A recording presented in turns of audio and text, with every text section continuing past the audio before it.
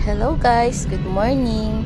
So ngayong umaga magpapahatid kami sa kapitbahay namin kasi may pupuntahan kami. Charat! Nandito na kami sa airport. So kailangan namin mag-check-in and then after nun, nag-breakfast muna kami kasi maaga kami nagising. So ayun yung breakfast namin and tamang waiting lang after namin kumain kasi nga delayed yung flight namin.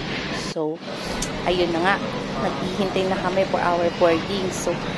So, ayun na nga, papasok na kami, and then, ayan. So, actually, guys, this is our first time makakasakay kami ng airplane. So, memorable experience talaga to para sa amin, and we're happy. And then, ayun na nga, naglalakad na kami papunta sa loob ng airplane, and then, outfit check, kami lang yatang nakachinelas. Pero okay lang, carry lang naman namin. So, ayan, habang nakapila kami, nakita kami batang pogi, sobrang cute talaga, grabe. And then, ayun, papasok na kami sa airplane. Yee! So, saya talaga, guys. So, eto na, naglalakad kami. And, unfortunately, may kasama kami dun sa pwesto namin. So, hindi kami yung nasa gilid ng window. Pero, okay lang. Kasi nga, malapit-lapit pa rin naman. So, ayan na, nakikita na namin yung wing ng airplane. So, kinakabahan ba kami? Yes, pero okay lang kasi masaya rin naman kami kasi nga first time namin to, guys. Oh my G! So, alam nyo na. So, habang naghihintay tayo na makalipad yung airplane na sasakyan namin, story time muna tayo, mga guys. So, matagal na talaga namin itong pinlano. October pa lang yata, nagpabook na ako ng ticket para sa ano namin na to, regalo para sa sarili namin. So, pupunta kami sa Boracay. Actually, ano namin yun parang, ano din namin, dream destination din namin yun. So, yung makasakay ng airplane, and then makapunta sa Bora, kasi nga, di ba, maganda daw doon. So, yun na nga, nagpabook kami ng ticket sa, ano ko, sa co-teacher ko. And then, yung hotel accommodation naman namin is galing lang din yun sa co-teacher ko na nagpahiram sa amin. So, ayun. O, eto na, guys. So, nakalipad na kami, diba? O, and then, ayun, after nun, ito na, natupad na namin yung dream namin na makapag-travel kahit local lang. And then, ayan na, guys. So, bumababa na kami pababa na kami ng aeroplano kasi papunta na kami sa port. So, nakababa na kami doon. And then, ito, sinundo kami ng van. Kasi ano to from hotel accommodation namin kasama yan. So yan, ang ganda ng view. Diba nakikita nyo lang ba yung dagat? Grabe, ang ganda. As in talaga. Nakaka-amaze talaga yung itsura ng dagat. And then, nahiya nga lang kami kasi nga sa van. Dalawa lang kami. Kaya parang napaka-special namin. And then ito, papasok na kami sa port. And then sasakay na kami na I think parang ano nila to sa hotel din to yung kanilang boat. So, naka-private boat kami kung tutusin. Pero may mga kasama na kami yan. Kasi dalawang van yung nag-ano sa amin yung isa at solo lang namin. And then yung kabilang van, yun, may mga ibang group. Then ito na yung mga kasama namin. So, ayun na, tinuturo na ni Gwen, daw kami sasakay. So, ayun na nga. Actually, Astoria Hotel nga pala yung nag-accommodate sa amin sa Boracay.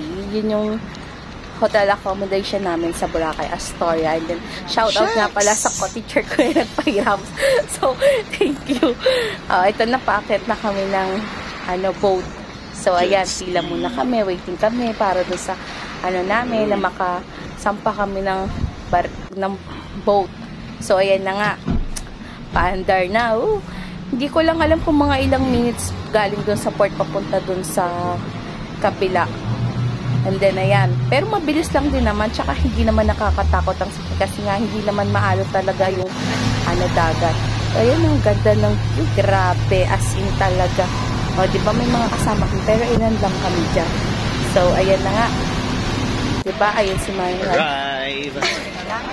So, ayun na nga, nakababa na kami and welcome to Boracay! So, after nun, sinunod na naman kami ulit ng van papunta dun sa hotel. So, actually, mga 4 na rin to So, check-in time na rin namin yan sa hotel. So, ito na nga, Astoria Karen.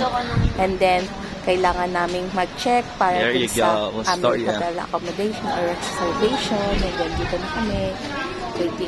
Waiting kami kasi nga may mga nakapila din. So, ayan. O, diba?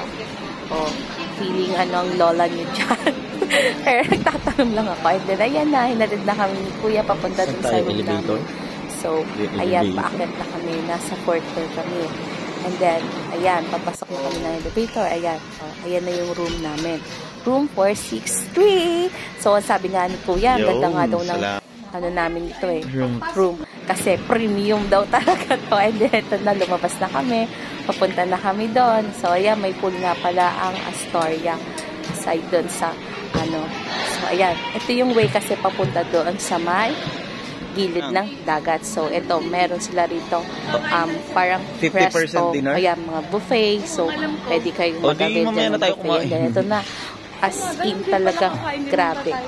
Ang ganda, guys! Wow, what a Sino ba naman ang makakaisip na makakarating kami dito? Ano ba naman yan, guys? Ako talaga, guys. And then, ayan na nga, grabe, diba? Sobrang totoo yung sinasabi nila, napaka-pino talaga ng buhangin sa Bora. As in, hindi masakit sa paa, magbagkad. So, ayan na.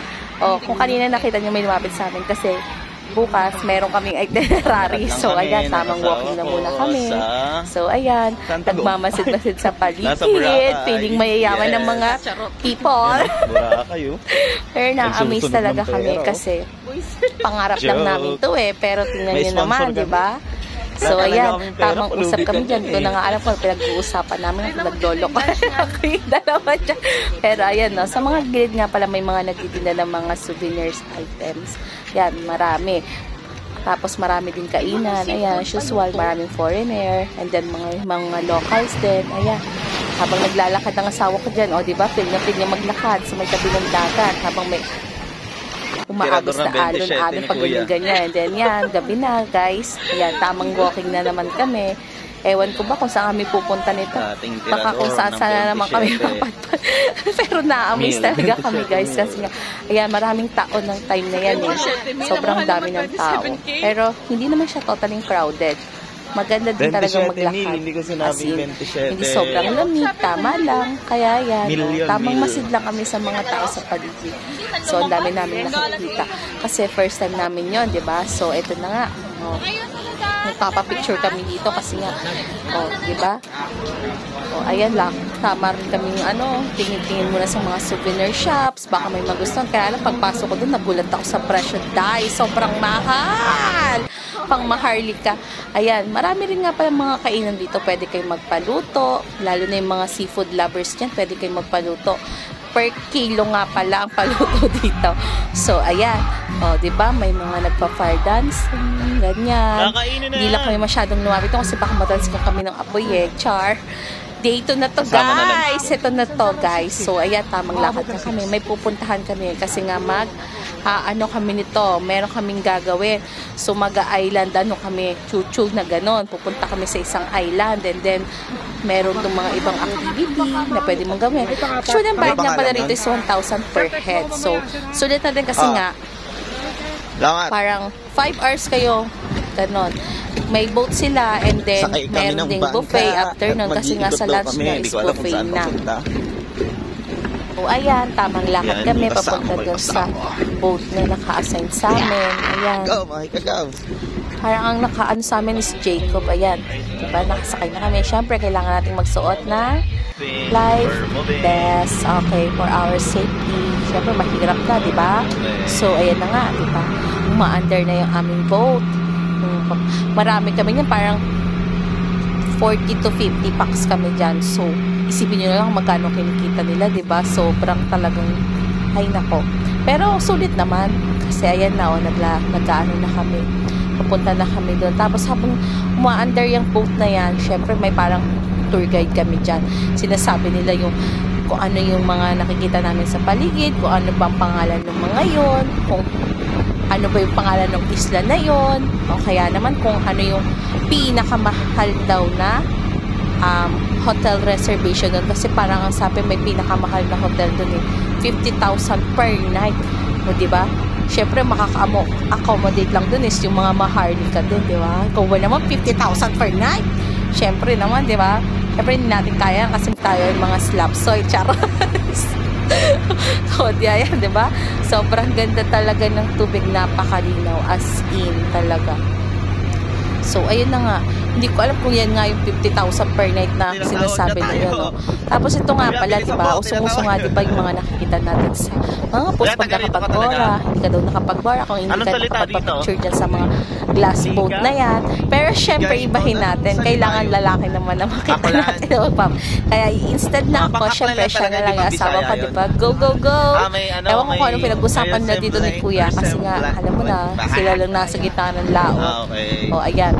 Tamang vlog lang din siya dyan. Nakala mo naman totoong vlogger. Shout out, Pau Pau Chow. Oh, diba? Oh, diba? Ewan ko ano ba yung usapan, siguro tropa sila ni Kuya. Baka balak niyang palitan si Kuya dun sa sa buwan. So, ayun na nga. Oh, Okay, diba? follow nyo. Pag pumunta kayo dito sa Puka, Pukit. Ewan ko kung ano ba sinasabi niya, pero masaya siya. Okay, Oh, nandito naman tayo sa huwag niyo nang pansinin Crystal yung ganyan. Kasi nandito na kami sa may parang Crystal Cove. Ito yung second destination namin. Kasi yung kanina nga pala is nasa Puka Beach kami noon. So, ito nga naman ay nasa Crystal Cove kami. So, ito yung pangalawang ano na binuntahan. So, hindi na kami pumasok dun sa loob kasi hindi naman kami lalangoy talaga ng pupunta kami sa mga kuweba-kuweba. Tamang walking lang kami dito. Ayan, tinitingnan lang namin. Ninanamnam lang namin yung ano ng buhangin. Ayan. Diba? Dito kami So, malulugi. eto naglalakad na kami niyan ulit. Papunta na kami niyan sa pangatlo namin pupunta. Alam ko ito na yung sa may kainan. Dito kami malulugi. Kasi nga, ayan, mabato na siya masyado eh. So, ano na to, pang sa lunch na namin to. So, ayan, naglakad kami ng medyo malayo. And then, after that, ayan, gatrik ang araw. Ang ganda talaga ng panahon dyan, diba? Sarap mag... Tapos, pagkatapos namin noon, sumakay kami sa tricycle kasi nga, magka-tricycle pa daw papunta dun sa kakainan namin. So, ayan, diba? Tamang tricycle lang kami. Pero sobrang lapit lang talaga. As in, pwede mo pala talagang lakarin. Akala naman namin kasi malayo eh. Naghintay pa kami niyan, pero napakalapit lang pala. Siyempre, kasi nga, diba, kasama siguro sa binayaran namin yan, yung pagsakay namin yan sa tricycle. Pero marami naman tricycle dito sa amin. So, ayan na nga, diba? So, ano yan? Lunch. Buffet style. So, yung asawa ko, ayan, maganang-magana kumain. Actually nga pala, wala nga pala siyang gana dyan. Hindi ba halata na wala siyang gana, o, diba? So, sinusulit niya lang yung kain niya, yung binayaran niya. Ikaw ba naman nakabuffet ka sa, ano mo, lunch mo eh, kung hindi mo sulitin yan, o, diba? Pinapakita niya pa, o, diba? Actually, may mga iba't iba kasi yung pagkain dun eh. May seafood, may mga meat, katulad ng pork barbecue, chicken, may shrimp, may milkfish, yung ganon. And then, meron din mga fruits, only drinks din.